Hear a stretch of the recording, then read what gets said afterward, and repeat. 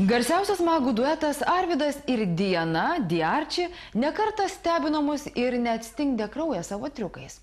Ilgiau nei 63 valandos lede, 16 minučių be oro po vandeniu.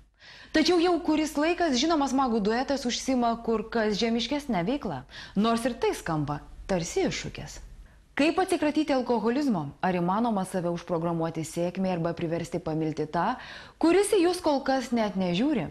Magai tikina, kad taip ir šį vakarą parodys, kaip tai padaryti. Šie vaizdai filmuoti paties magų dueto, mat seanso metu, apie kurį išgirsite jau netrukus, pašaliniai šioje patalpoje nepageidaujami. Jaukiame kambaryje prieblanda, aplinkui gausybė žvakių, skamba rytietiška meditacinė muzika. Žmonės atvykę į seansą per jį turi taip atsipalaiduoti, kad ko neužmigtų. Čia privaloma ateiti, kaip sakoma, švariam, prieš tai negerti, nerūkyti, iš vakaro nešvęsti. Brolius ir sesuo Diana ir Arvydas, triukais pagarsėję magai, pradeda savo darbą. Atsipalaiduokite, kvėpuokite giliai, tai pirmoji frazė, kuri nuskamba iš Dianos lūpų. Netrukus moteris susirinkusiems pasiūlo įsivaizduoti, kad šie plūduriuoja ant vandens, ragina įsiklausyti į savo kvėpavimą ir širdies tvinksnius, o darbus ir problemas pamiršti. Po 15 minučių žmonių kūnai suglemba krėsluose. Tuomet kreipiasi Arvydas. Aš stiprus, o stikliukas skirtas silpniems. Nuo alkoholio man bus labai negera. Šie žmonės nėra alkoholikai, jų nekankina asmeninio gyvenimo problemos. Nusifilmuoti seanse jie sutiko norėdami parodyti, kaip tai vyksta. Šiame kambaryje per tokius Dianos ir Arvydo seansus skamba patys įvairiausi tekstai. Čia ateina žmonės norintys mesti gerti, rūkyti, atsikratyti baimių ir net gauti trokštamą darbą arba užkariauti mylimąjį. Galbūt tai dar vienas magų triukas? Diana ir Arvydas sako, kad visa tai pagrįsta senais ir žinomais saviįtaigos metodais. Tai ne hipnozė ir medicininio išsilavinimo tam nereikia, sako Arvydas. Būtent jais naudodamasis garsus magų duetas atliko ir ne vieną juos išgarsinusi triuką. Arvydas stingdė kraują, kai ant jo užvažiavo 14 tonų sveriantis plentvolis. Su Diana kybojo kelių šimtų metrų aukštyje ir net vaikščiojo sienomis. Prie televizorio ekranų buvo ko gero prilipę visi ir tuomet, kai šis magų duetas daugiau nei 60 valandų išbuvo lede, ar po vandeniu be oro surakinti gulėjo Arvydas 16 minučių, o Diana 11. Ir nors skeptikai iki šiol teigia, kad tai tebuvo mielos apgavystės, reikia pripažinti, kad net ir tada tam prireiktų daug fizinių jėgų ir psichologinio pasiruošimo. Jau visai netrukus duetas papasakos, ko vos prieš kelias dienas sėdėdamas vienoje šių kėdžių paprašė jaunas Seimo narys ir garsi ne vienerius metus šou versle dirbanti moteris. Arvydas ir Diana sako, kad tai, ką jie papasakos, nėra stebuklai ar magija. Mūsų metodai plačiai žinomi pasaulyje, tik Lietuvoje nėra tų, kurie tuo užsimtų, mano Arvydas. Tai saviįtaiga, kurią sėkmingi žmonės naudoja patys to net nesuvokdami. Juk jūs kartais kalbate su savimi, kai jums labai sunku, pateikia pavyzdį Diana. Raminate save, net išdėstote įvykių seką garsiai. Tam tikrą prasme jūs save programuojate.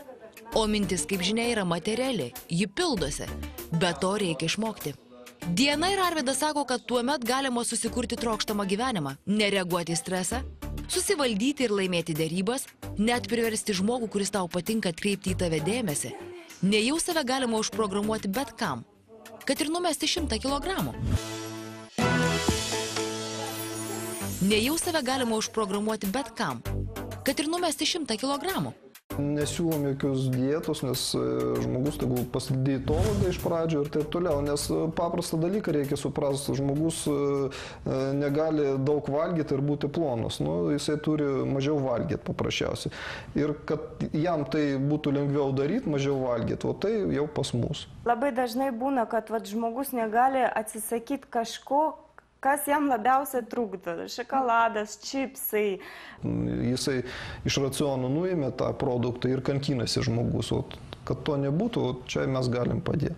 Gerai, o tarkim, aš labai esu įsimylėjęs kokį nors vyrą. Aš tiesiog trokštu jį turėti. Ar aš galiu, išmokus saviįtaigos meno, įtikinti jį pamilti mane ir jį turėti? Aš net nebijoju, kad jūs dabar matančios moteris, ne viena apie tai susimastė.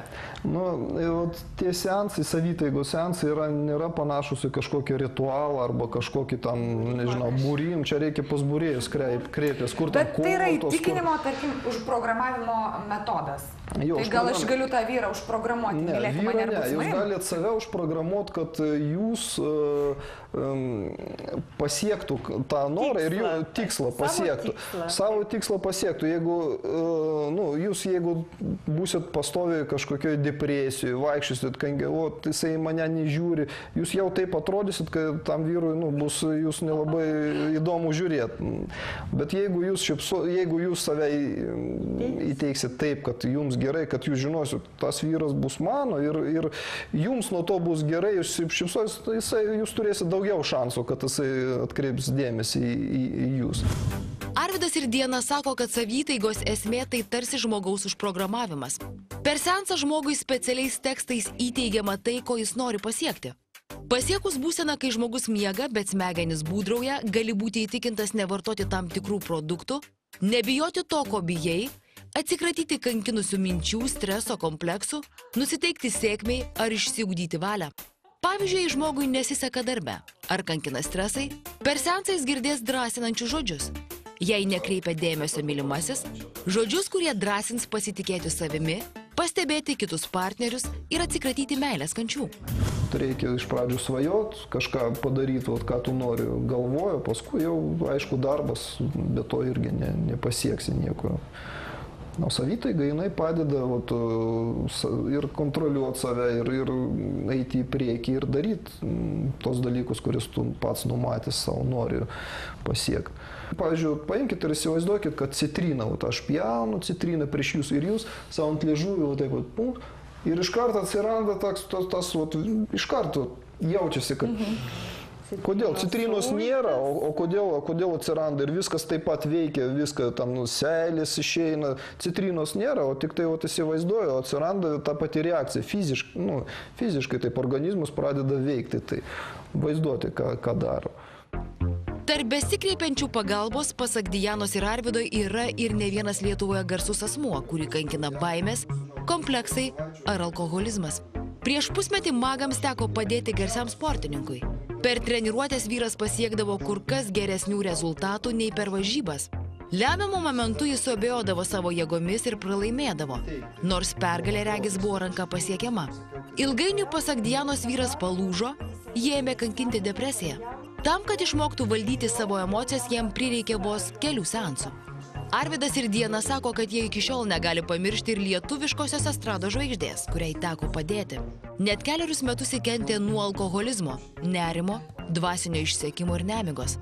Tai moterį privedė net iki minčių apie savižudybę, pasakoja Diana. Po pusmetį trukusių seansų jai pavyko įveikti priklausomybę. Dabar jos gyvenimas pilnavertis. Per pastaruosius metus bene dažniausiai jų seansų svečiai verslininkai, kurių verslus užlugdė krizė. O politikai?